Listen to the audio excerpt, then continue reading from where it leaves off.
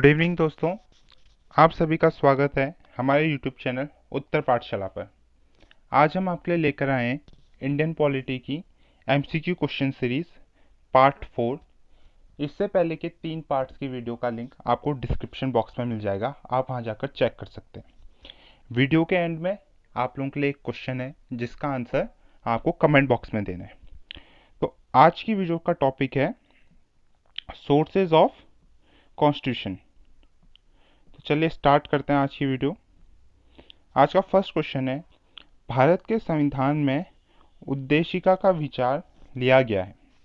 First option है Italy के संविधान से, सेकंड है कनाडा के संविधान से, थर्ड है फ्रांस के संविधान से एंड फोर्थ है यूएसए के संविधान से। तो इसका जो राइट आंसर होगा वो है ऑप्शन डी, यूएसए के संविधान से। तो अगर हम बात करें उद्देशिका होती क्या है, तो उद्देशिका का मतलब होता है कि संविधान सभा द्वारा संविधान का निर्माण किन उद्देश्यों को प्राप्त करने के लिए किया गया है। अगर हम इसके इतिहास की बात करें तो 13 दिसंबर 1946 को पंडित जवाहरलाल नेहरू द्वारा उद्देशिका का प्रस्ताव संविधान सभा के सामने रखा गया, जिसे 22 जनवरी 1947 को पारित कर दिया गया। अगर हम अब बात करें कि यूएसए के संविधान से भारत ने क्या क्या ग्रहण किया है, तो इसका हम बात करें तो ये हैं आपके मौलिक अधिकार, फंडामेंटल राइट्स, संविधान की सर्वोच्चता, संघवाद, स्वतंत्र न्यायपालिका, राष्ट्रपति पे महाभियोग और वाइस प्रेसिडेंट का राज्यसभा का प्रतिनिधि सभापति होना। ये सारे गुण कहाँ से लिए गए हैं? यूएसए के संविधान से। चलिए बढ़ते हैं नेक्स्ट क्वेश्चन की ओर। नेक्स्ट क्वेश्चन है, भारतीय राजनीतिक व्यवस्था में इनमें से कौन सर्वोच्च है? आपके ऑप्शन है, ऑप्शन ए सर्वोच्च न्यायालय, ऑप्शन बी संविधान, ऑप्शन सी संसद और ऑप्शन डी धर्म। तो जो आपका इसका राइट आंसर होगा ऑप्शन नंबर बी, संविधान। अभी मैंने आपको बताया कि यूएसए के संविधान से हमने क्या लिया था? संविधान की सर्वोच्चता। इसका मतलब है कि संविधान ही बताएगा कि आपकी राजनीतिक व्यवस्था कैसी है। राजनीतिक व्यवस्था यानी कि आपका एक राष्ट्रपति होगा, उसकी सलाह के प्रधानमंत्री होगा, मंत्रिपरिषद होगी, ऐसे राज्यों में राज्यपाल होगा, उसकी सलाह के मुख्यमंत्री होंगी। संविधान इन सबको अधिकार देता है और शक्तियां प्राप्त देता है कार्य करने के लिए। तो हमारा राइट आंसर क्या है? ऑप्शन नंबर बी, संविधान। चलिए बढ़ते हैं नेक्स्ट क्वेश्चन की ओर। क्वेश्चन नंबर 3, भारत में न्यायिक पुनरीक्षण यानी कि जुडिशियल रिव्यू की संकल्पना निम्नलिखित देश के संविधान से ली गई है। आपके ऑप्शन है, option A United Kingdom, option B संयुक्त राज्य अमेरिका, ऑप्शन सी यूएसएसआर या सोवियत संघ एंड ऑप्शन डी ऑस्ट्रेलिया। तो इसका राइट आंसर होगा आपका ऑप्शन नंबर बी, संयुक्त राज्य अमेरिका। तो न्यायिक पुनरीक्षण हमने किस देश से लिया है? संयुक्त राज्य अमेरिका। अब न्यायिक पुनरीक्षण होता क्या है? जब कोई संसद कोई कानून बनाती है, विधि बनाती है या कोई आदेश जारी करती है, तो वह आदेश या कानून संवैधानिक है या नहीं, इसकी जांच करना क्या कहलाता है? न्यायिक पुनरीक्षण। और एक कर्ता कौन है? न्यायालय, उच्चतम न्यायालय। तो चलिए बढ़ते हैं नेक्स्ट क्वेश्चन की ओर। नेक्स्ट क्वेश्चन है, न्यायिक पुनर्विलोकन की व्यवस्था। अभी हमने पढ़ा था न्यायिक पुनरीक्षण, तो न्यायिक पुनरीक्षण कहें या न्यायिक पुनर्विलोकन कहें, दोनों एक ही बात है। तो क्वेश्चन है, न्यायिक पुनर्विलोकन की व्यवस्था आपके ऑप्शन है केवल भारत में है, केवल यूएसए में है, भारत और यूएसए में है और ऑप्शन डी केवल यूके में है। तो जो आपका इसका राइट आंसर होगा वो है ऑप्शन सी, भारत और यूएसए में है। अभी हमने पढ़ा था कि हमने न्यायिक पुनरीक्षण या पुनर्विलोकन कहाँ से लिया? यूएसए के संविधान से लिया। तो ये यूएसए में भी होगा और भारत में भी होगा। तो आपका राइट आंसर हो गया ऑप्शन नंबर सी। चलिए बढ़ते हैं नेक्स्ट क्वेश्चन की ओर। नेक्स्ट क्वेश्चन है हमारा, निम्नलिखित में से कौन सा लक्षण भारतीय परिसंघ और अमेरिकीय परिसंघ में समान रूप में पाया जाता है? आपके ऑप्शन है, ऑप्शन ए एक ही नागरिकता, ऑप्शन बी संविधान की 3 सूचियां, ऑप्शन सी न्यायपालिका की द्वैधता एंड ऑप्शन डी संविधान के निर्वचन के लिए परिसंघीय उच्चतम न्यायालय। तो इसका राइट होगा ऑप्शन डी संविधान के निर्वचन के लिए परिसंघीय उच्चतम न्यायालय। अगर हम निर्वचन की बात करें तो इसका मतलब होता है किसी चीज की व्याख्या करना। तो भारत में संविधान की व्याख्या करने का अधिकार किसको प्राप्त है? न्यायालय को प्राप्त है या उच्चतम न्यायालय को प्राप्त है। तो अगर हम ऑप्शंस में जाएं तो आपका फर्स्ट ऑप्शन है एक ही नागरिकता। भारत में आपको केवल एक नागरिकता प्राप्त है, लेकिन अगर हम अमेरिका की बात करें तो वहां आपको 2 नागरिकता प्राप्त होती है, एक अमेरिका की और दूसरी जिस राज्य में आप निवास कर रहे हैं उस राज्य की नागरिकता। संविधान की 3 सूचियां, तो जो सूची का विषय है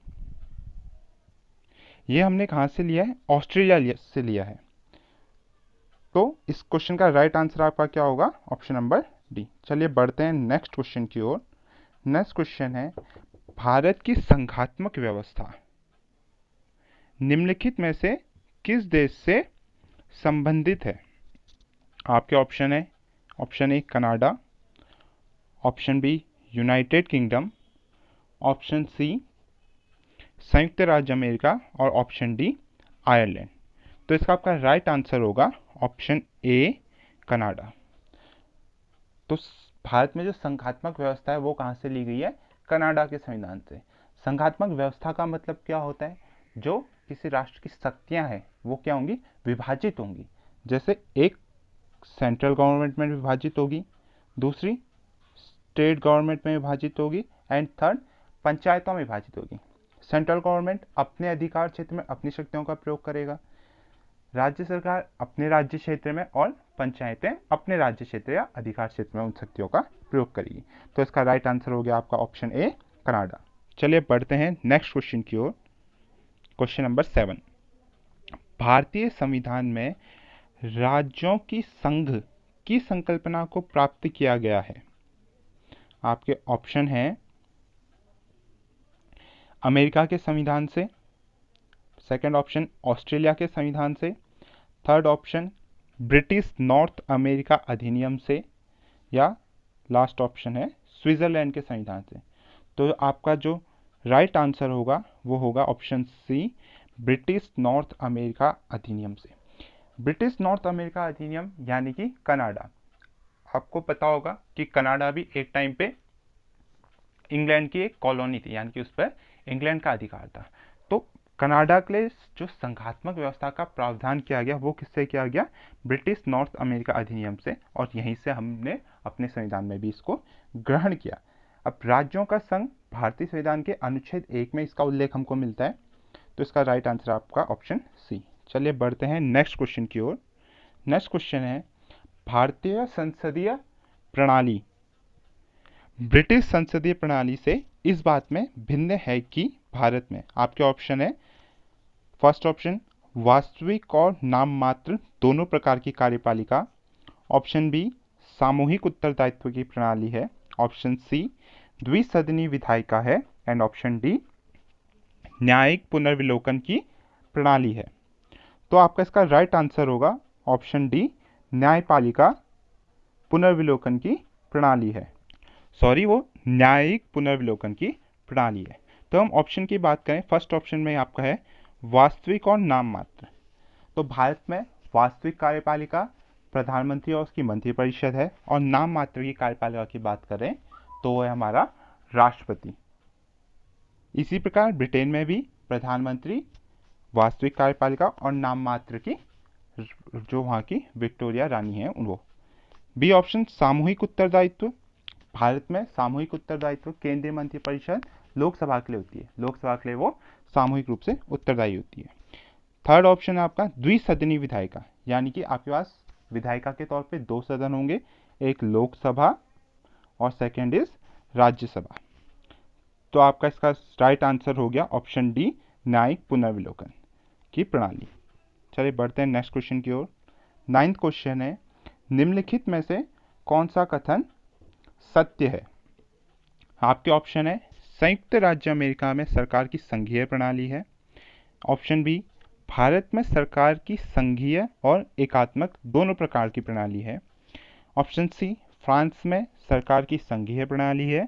या ऑप्शन डी, पाकिस्तान में प्रधानमंत्री की नियुक्ति वहाँ की जनता के द्वारा होती है। तो इसका राइट आंसर होगा आपका ऑप्शन ए, संयुक्त राज्य अमेरिका में सरकार की संघीय प्रणाली है। संघीय प्रणाली की अभी हमने बात करी थी, जिसमें शक्तियों का विभाजन अलग अलग सरकारों में होता है। तो अगर हम ऑप्शन बी की बात करें कि भारत में संघीय और एकात्मक दोनों प्रकार की प्रणाली है।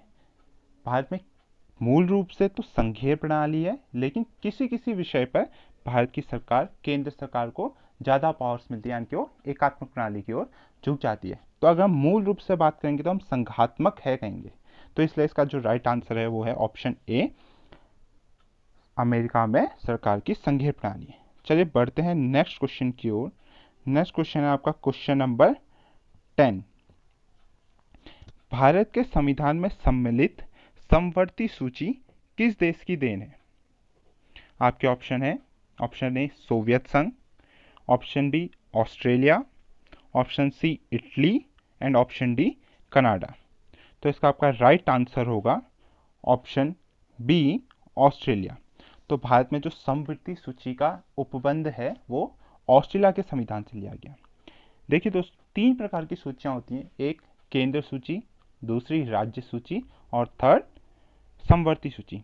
जो केंद्र सूची में जो विषय होंगे उस पर केंद्र सरकार कानून बनाएगी, राज्य सूची के विषय में राज्य सरकार कानून बनाएगी, और जो समवर्ती सूची है उसमें केंद्र और राज्य दोनों सरकारों को कानून बनाने का अधिकार। लेकिन अगर विवाद की स्थिति हो तो जो केंद्र सरकार कानून बनाएगी वही मान्य होगा। तो अगर हम बात करें कि ऑस्ट्रेलिया के संविधान से और क्या क्या चीज़ें भारत ने ली थी, तो इसमें आपका फर्स्ट आएगा प्रस्तावना की भाषा। हमने फर्स्ट क्वेश्चन में पढ़ा था उद्देशिका का विचार हमने यूएसए के संविधान से लिया गया है, लेकिन जो उसमें भाषा प्रयोग की गई है वो हमने ऑस्ट्रेलिया के संविधान से ली है। सेकेंड, समवर्ती सूची। थर्ड, केंद्र और राज्य के मध्य संबंध किस प्रकार होंगे, वो हमने कहाँ से लिया है? ऑस्ट्रेलिया के संविधान से लिया है। तो चलिए बढ़ते हैं नेक्स्ट क्वेश्चन की ओर। Question number 11। भारत ने समवर्ती सूची की संकल्पना उद्धृत की है। दोस्तों अब भी हमने पढ़ा है, जस्ट इसका पहले का क्वेश्चन सेम है, बस थोड़ी सी लैंग्वेज चेंज है। तो आपके ऑप्शन है यूएसए के संविधान से, स्विट्जरलैंड के, ऑस्ट्रेलिया के या यूएसएसआर से। तो इसका राइट आंसर क्या होगा? ऑप्शन सी, ऑस्ट्रेलिया के संविधान से। लेकिन लोग अब ये देखिए आप कितना इंपॉर्टेंट क्वेश्चन है, बहुत बार ये अब आया है एग्जाम में। चलिए बढ़ते हैं नेक्स्ट क्वेश्चन में। नेक्स्ट क्वेश्चन है आपका, भारत के संविधान निर्माताओं ने 7वीं अनुसूची में वर्णित समवर्ती सूची की अवधारणा को ग्रहण किया था। देखिए दोस्तों दोबारा क्वेश्चन है, लेकिन आपको यहाँ एक नई चीज मिली, 7वीं अनुसूची, यानी कि जो समवर्ती सूची का उल्लेख है संविधान में वो कहाँ पर पे है? 7वीं अनुसूची में। तो आपका ऑप्शन है कनाडा के संविधान से, ऑस्ट्रेलिया के संविधान से, इटली के संविधान से या दक्षिण अफ्रीका के संविधान से। तो इसका राइट आंसर क्या होगा? ऑप्शन बी, ऑस्ट्रेलिया के संविधान से। चलिए बढ़ते हैं नेक्स्ट क्वेश्चन की ओर। भारत के संविधान में समवर्ती सूची की अवधारणा ग्रहित की गई है। दोस्तों सेम क्वेश्चन है, बस लैंग्वेज चेंज है। तो इसके ऑप्शन आपके ग्रेट ब्रिटेन के संविधान से, यूएसए के संविधान से, कनाडा या लास्ट ऑप्शन है ऑस्ट्रेलिया के संविधान से। तो इसका राइट आंसर क्या होगा आपका? ऑस्ट्रेलिया के संविधान से। दोस्तों यहाँ पे आप देखिए क्वेश्चन इंपॉर्टेंट कितने हैं, आपका हर साल ये पूछा गया, लगभग हर एग्जाम में पूछा गया है, चाहे वो यूपीएससी हो या यूपीपीसीएस हो, आपको हर जगह पे ये मिल जाएगा। झारखंड पीसीएस 2003 में भी पूछा गया, तो इसको आप थोड़ा ध्यान दीजिए। चलिए बढ़ते हैं नेक्स्ट क्वेश्चन की ओर। Question number 14। भारतीय संविधान में राज्य के नीति निदेशक तत्वों की संकल्पना किस देश के संविधान पर आधारित है? आपके ऑप्शन है, option A France, option B Ireland, option C Japan, option D USSR. अगर हम इसकी बात करें इसके राइट आंसर, तो वो होगा आपका ऑप्शन नंबर बी, आयरलैंड के संविधान से। तो भारत के भाग 4 अनुच्छेद 36 से 51 तक आपको किसका उल्लेख मिलता है? नीति निर्देशक तत्व या डीपीएसपी का। अब बात करें डीपीएसपी होती क्या है, ये ऐसे आदर्श होते हैं जिनका प्रयोग राज्यों को नीति निर्माण में करना चाहिए ताकि राज्य क्या हो, आर्थिक और सामाजिक रूप से विकास करे। अगर हम बात करें फंडामेंटल राइट्स और डीपीएसपी की, तो फंडामेंटल राइट्स का अगर आपका हनन होता है तो आप उसके लिए न्यायालय के पास जा सकते हैं, लेकिन अगर डीपीएसपी का हनन हो तो हम इसके लिए न्यायालय के पास नहीं जा सकते। तो इसका राइट आंसर आप क्या हो गया आपका ऑप्शन बी, आयरलैंड। चलिए बढ़ते हैं नेक्स्ट क्वेश्चन की ओर।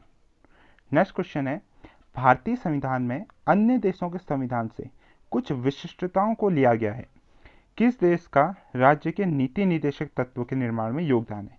दोस्तों सेम क्वेश्चन है, बस थोड़ी सी लैंग्वेज चेंज है। आपका फर्स्ट ऑप्शन है फ्रांस, सेकंड है आयरलैंड, थर्ड है जापान एंड फोर्थ है संयुक्त राज्य अमेरिका। तो इसका राइट आंसर होगा ऑप्शन बी, आयरलैंड। देखिए यूपी लोअर एग्जाम में ये पूछा गया है तो थोड़ा इंपॉर्टेंट हो जाता है। चलिए बढ़ते हैं नेक्स्ट क्वेश्चन में। राज्यसभा के गठन में प्रतिभा, अनुभव एवं सेवा को प्रतिनिधित्व देने में भारतीय संविधान निर्माता निम्नलिखित उदाहरण से प्रभावित हुए थे। आपके ऑप्शन है आयरिश गणतंत्र से, बी कनाडा से, सी संयुक्त राज्य अमेरिका से, डी ऑस्ट्रेलिया से। तो इसका राइट आंसर होगा ऑप्शन ए, आयरिश गणतंत्र या आयरलैंड के संविधान से।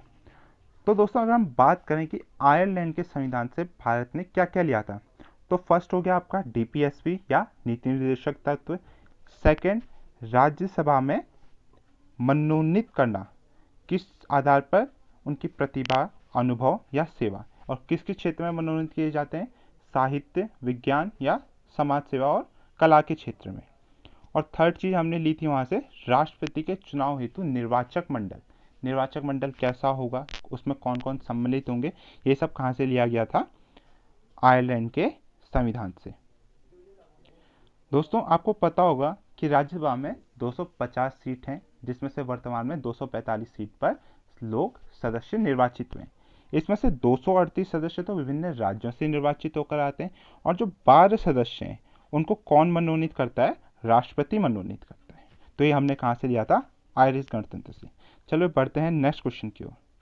नेक्स्ट क्वेश्चन है आपका सूची 1 का सूची 2 से मिलान कीजिए।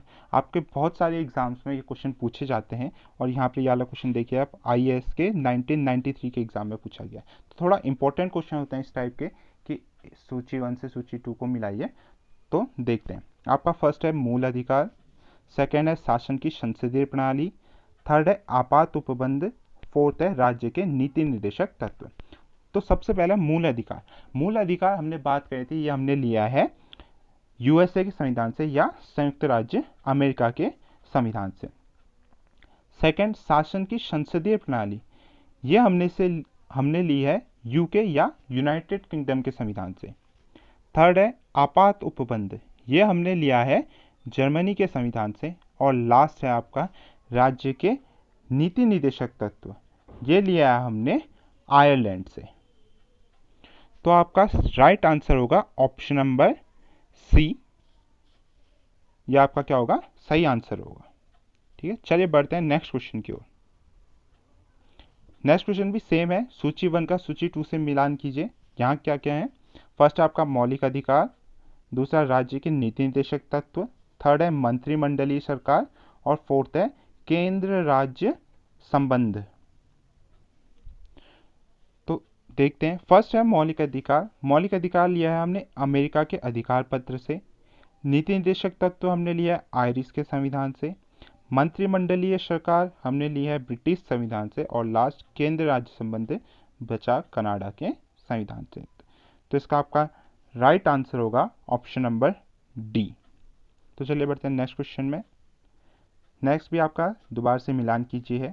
इसमें है आपका विधि का शासन, विधि द्वारा स्थापित प्रक्रिया, राष्ट्रपति के विचारार्थ राज्यपाल द्वारा विधेयक सुरक्षित रखना, और फोर्थ है विस्तृत उभयनिष्ठ सूची। तो जो विधि का शासन है वो हमने लिया है इंग्लैंड से। सेकंड विधि द्वारा स्थापित प्रक्रिया, ये हमने ली है जापान से। थर्ड राष्ट्रपति के विचारार्थ राज्यपाल द्वारा विधेयक सुरक्षित रखना, ये लिया था हमने कनाडा से, और विस्तृत उभयनिष्ठ सूची ये ली थी हमने ऑस्ट्रेलिया से। जो ये उभयनिष्ठ सूची है इसी को हम क्या कहते हैं, समवर्ती सूची भी कहते हैं। तो आपका राइट आंसर होगा ऑप्शन नंबर डी, इसका सही आंसर होगा। नेक्स्ट क्वेश्चन 21, भारतीय संविधान में मौलिक कर्तव्यों का विचार लिया गया है। आपके ऑप्शन है, ऑप्शन ए अमेरिकी संविधान से, ऑप्शन बी ब्रिटिश संविधान से, ऑप्शन सी रूस के संविधान से, या ऑप्शन डी फ्रांस के संविधान से। तो इसका जो राइट आंसर होगा वो होगा ऑप्शन सी, रूस या पूर्व सोवियत संघ के संविधान से। दोस्तों अगर हम बात करें तो मूल संविधान में मौलिक कर्तव्यों का उल्लेख नहीं किया था, इसको बाद में संवैधानिक संशोधन से जोड़ा गया। तो संशोधन था आपका 42 संविधान संशोधन 1976, इसके द्वारा इसको संविधान में जोड़ा गया। चलिए बात करते हैं नेक्स्ट क्वेश्चन की, वो है कथन ए, भारत का संविधान सबसे अधिक लंबा हो गया है, कारण मौलिक अधिकारों का अध्याय अमेरिकन संविधान के मॉडल से लिया गया है। तो आपको एक कथन दिया गया है और आपको बताना है कि वो जो कारण है उसकी व्याख्या कर रहा है या नहीं। तो आपके ऑप्शन है इसमें ए तथा आर दोनों सही है तथा आर ए की सही व्याख्या करता है। बी, ए और आर दोनों सही है परंतु आर ए की सही व्याख्या नहीं करता है। ऑप्शन सी, ए सही है परंतु आर गलत है। ऑप्शन डी, ए गलत है परंतु आर सही है। तो आपका जो इसका राइट आंसर है वो है ऑप्शन बी, ए तथा आर दोनों सही हैं परंतु आर ए की सही व्याख्या नहीं है। हम सबको पता है कि भारत का संविधान सबसे लंबा संविधान है, और ऑप्शन जो आपका रीजन दिया था वो क्या दिया था, मौलिक अधिकारों का अध्याय अमेरिका संविधान से लिया गया। ये सही है कि हमने मौलिक अधिकार कहाँ से लिया था, अमेरिका के संविधान से लिया गया था, लेकिन इसके वजह से हमारा संविधान लंबा हो गया, ये रीजन गलत है। तो आपका सही आंसर होगा ऑप्शन बी, ए तथा आर दोनों सही है परंतु आर ए की सही व्याख्या नहीं है। चलिए बढ़ते हैं नेक्स्ट क्वेश्चन की ओर, वो है आपका भारतीय संविधान में सन्निहित मूल अधिकारों की अवधारणा किस देश के संविधान से ग्रहण की गई है। आपके ऑप्शन है, option A France, option B Britain, option C संयुक्त राज्य अमेरिका, और ऑप्शन डी रूस। तो इसका आपका राइट आंसर होगा ऑप्शन सी, संयुक्त राज्य अमेरिका। तो भारत के संविधान में आर्टिकल 12 से लेके आर्टिकल 35 तक किसका उल्लेख है, मूल अधिकारों का उल्लेख है, और ये हमने कहाँ से लिया है, संयुक्त राज्य अमेरिका से लिया है। नेक्स्ट क्वेश्चन, भारतीय संविधान में मूल अधिकारों का विचार लिया गया है। सेम पहले का जैसा क्वेश्चन है। ऑप्शन है ब्रिटेन के संविधान से, आयरलैंड के संविधान से, कनाडा के संविधान से, और ऑप्शन डी अमेरिका के संविधान से। तो इसका राइट आंसर होगा ऑप्शन डी, अमेरिका के संविधान से। तो दोस्तों आज की सीरीज तो यहीं पर खत्म होती है। ये एक आप लोगों के लिए क्वेश्चन है कि लिखित संविधान का प्रारंभ किस देश से हुआ है, जिसका आंसर आपको कमेंट बॉक्स में देना है। आपको ये वीडियो कैसी लगी ये भी कमेंट बॉक्स में बताइए। आप हमारे चैनल को सब्सक्राइब कर लीजिए। आप हमें फेसबुक, ट्विटर और इंस्टाग्राम पे भी फॉलो कर सकते हैं। Thank you for watching this video. मिलते हैं आपको नेक्स्ट वीडियो में।